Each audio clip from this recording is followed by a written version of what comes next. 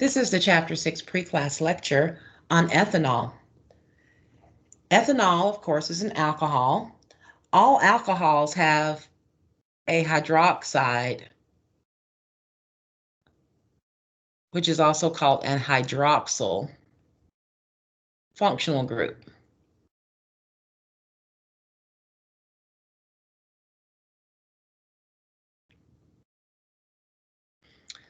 And so ethanol is obtained via fermentation processes that converts the glucose sugar in the plant material, like corn, for example, into ethanol, and then the ethanol gets purified via the distillation process. And so from corn, for example, you use your corn kernels in your water, and of course you mix it in with enzymes, and the enzymes are going to speed up the rate of the reaction to break down the sugars in the corn into glucose. In addition to starch, that's your source of glucose. And of course,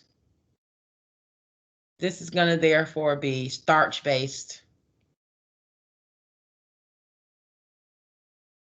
ethanol if it comes from an edible source like corn that's edible by humans. Ethanol can also come from plants that are inedible by humans that contain another source of glucose called cellulose.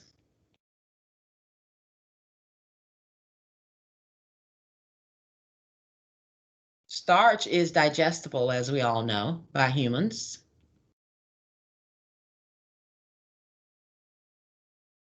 But we don't have the enzymes in our stomachs like cows and goats and sheep do to digest cellulose.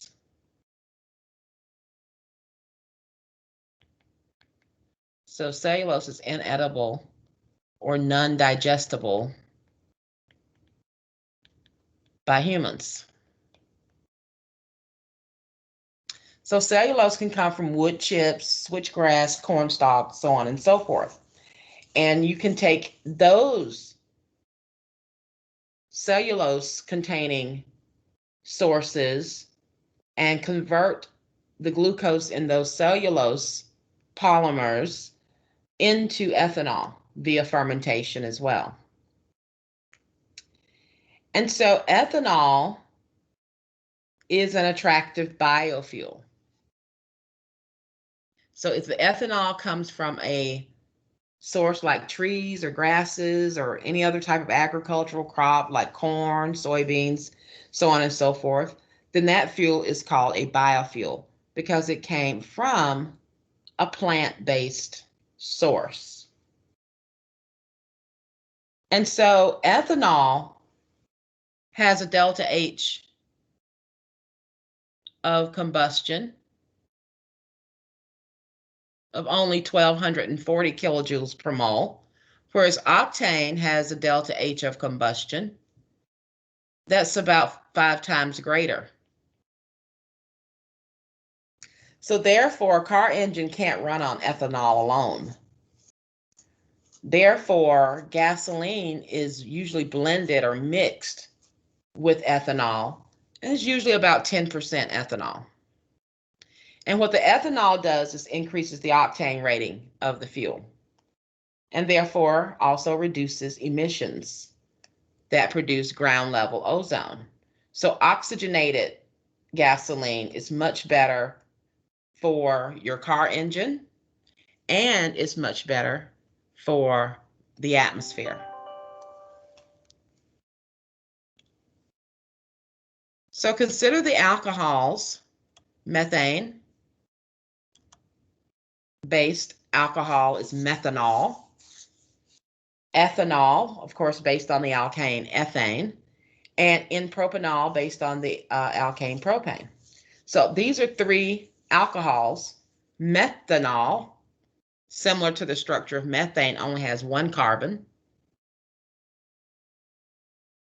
Ethanol has two carbons based on the alkane ethane. And propanol has three carbons, just like the alkane propane. These are all linear straight chain isomers that we are considering here. And so the question, what functional group do these alcohols all have in common? So even though they all have different numbers of carbon, their base structure is still the same, and what makes them alcohols is the hydroxyl functional group.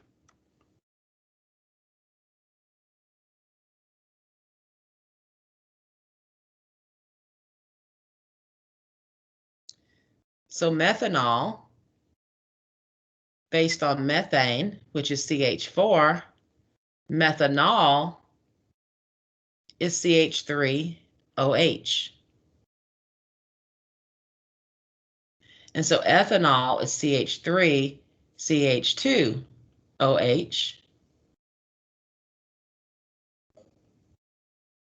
And propanol is CH3CH2CH2OH.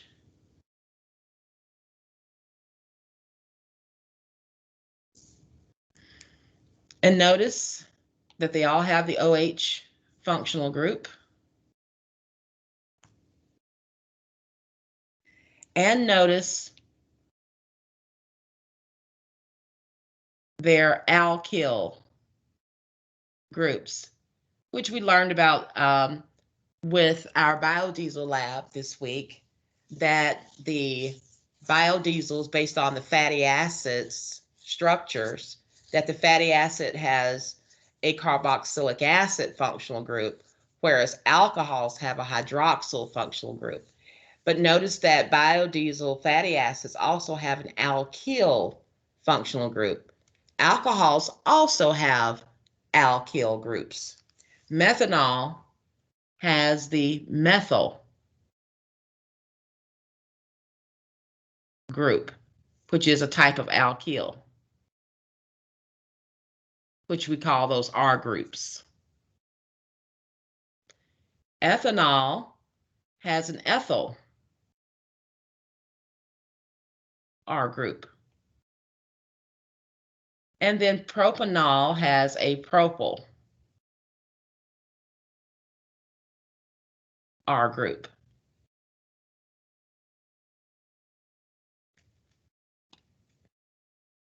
So all alcohols have a very, very low boiling point, and that's what makes them so flammable, and therefore they are very combustible. They easily undergo combustion reactions.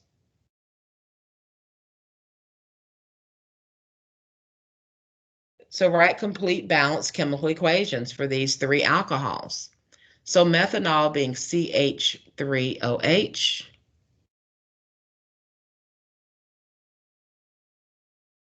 it will react with oxygen to produce CO2 and water. So we write our combustion reactions, and then of course we have to balance them. Methanol has a molar mass of 32 grams per mole, one carbon on each side. We have a total of 4 hydrogens on the left, so we need 4 hydrogens on the right. And now balancing our oxygens, we've got 2 plus 2 equals 4 oxygens on the right, but we notice we have 1 plus 2, 3 oxygens on the left. And so to do the balancing, we're going to need a fraction in front of that oxygen. 3 halves. 3 halves times 2 is 3. So that gives us a total of 3 oxygens here, plus the 1 here, giving us a grand total of 4.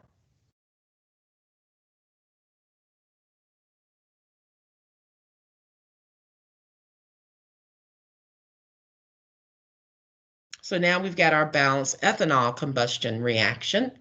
Next is our ethanol, CH3CH2OH. its molar mass is about 46 grams per mole.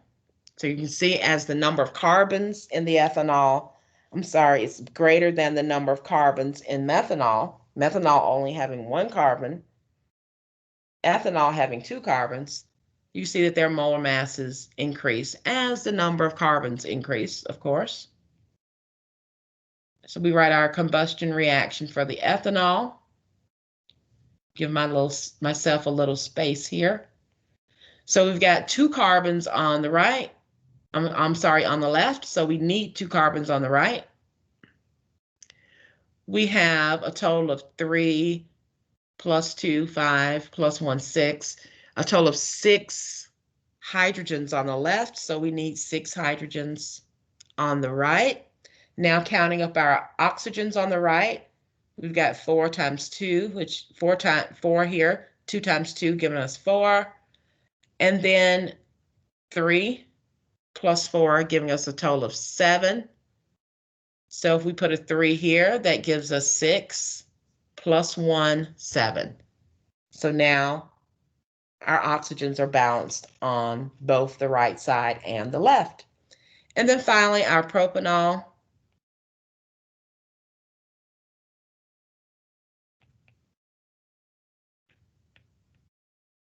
Its molar mass is about 60 grams per mole. And so we react it with oxygen and we get CO2 and water.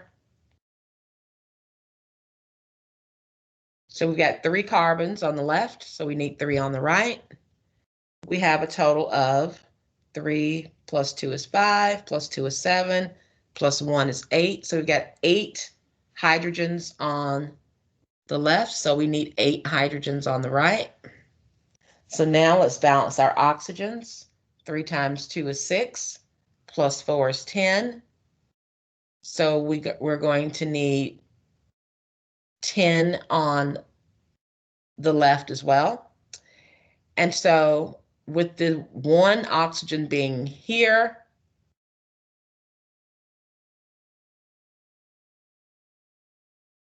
we're going to need a total of 9 oxygens in this location to give us a total of 10. So we're going to need a fraction, 9 over 2. So 9 over 2 times 2 gives us 9, plus the 1 gives us a grand total of 10. So which of these alcohols have the lowest boiling point? The one with the lowest molar mass.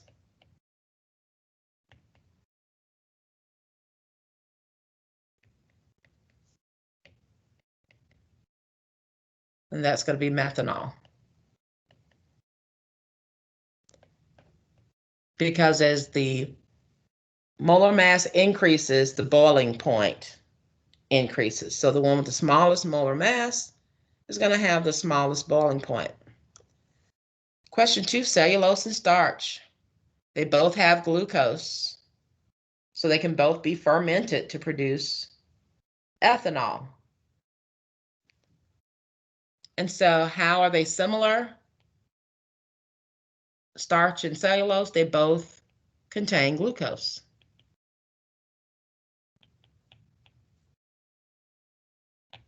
How are they different?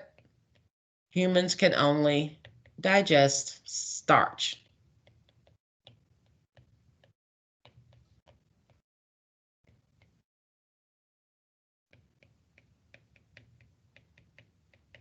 Humans cannot digest cellulose. And that brings us to the end of the pre-class lecture on ethanol.